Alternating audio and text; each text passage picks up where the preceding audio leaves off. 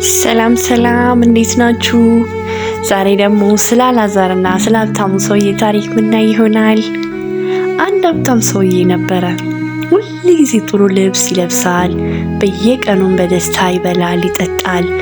አንድም ጊዜ ቢሆን ገበታው ጎድሎ አያውቅም ነበረ። ሁሌም መሶቡ እንደሞላ በደስታ እንደበላ እንደጠጣና የምድር ኑሮ አለ የተባለ ሁላ ተንደላቆ ይኖር ነበረ። አልዓዛር የሚባል አንድ ደሃ ሰውም ነበረ። እርሱም በበሽታ ተሞልቶ በሀብታሙ ሰውዬ በር ላይ ይቀመጥ ነበረ። አልዓዛርም ከሀብታሙ ሰው ማዕድ የወደቀውን ፍርፋሪ ይመኝና አጥንትም ከውሾች ጋር እየጋጠ ይበላ ነበረ።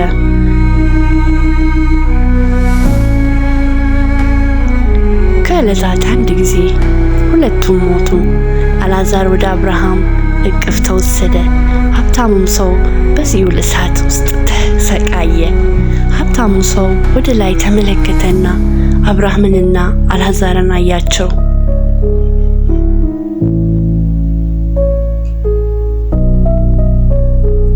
አብርሃም አባት ሆይ ብሎ ጮኸ። ማረኝ፣ አልዓዛርን ልከ የጣቴን ጫፍ በውሃ አጥምቀው ያብርድልኝ፣ በዚህ እሳት ተሰቃየው እኮ ሲል ጠየቀው።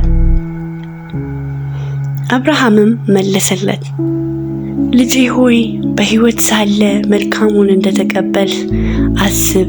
በምድር አለ የተባለ ጥሩ ኑሮ ኑረሃል። አልዓዛር ክፉን ተቀበለ፣ በጣም ተጎሳቆለ። አሁን ግን እርሱ ይጽናናል፣ አንተም ትሰቃያለህ።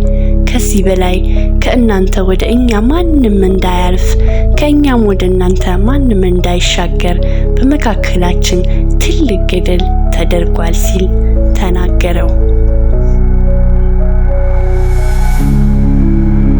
ሀብታሙም ሰውዬ እንግዲያውስ ወደ አባቴ ቤት ወደ 5 ወንድሞቼ እንድትልከው እለምንሃለሁ ሲል አብርሃምን ጠየቀው።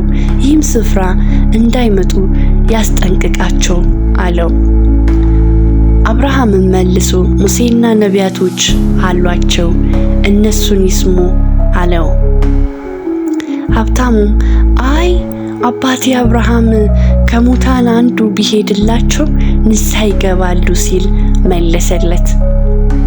አብርሃምም ግን ሙሴንና ነቢያትን የማይሰሙ ከሆነ ሙታንን እንኳን ቢነሱ አያምኑም አለውና መለሰለት።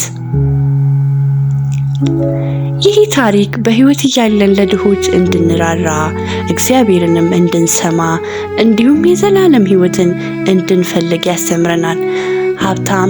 ሀብታም ከመሆን ከእግዚአብሔር ጋር ያለንን ግንኙነት እንዳያደናቅፈው መጠንቀቅ አለብን።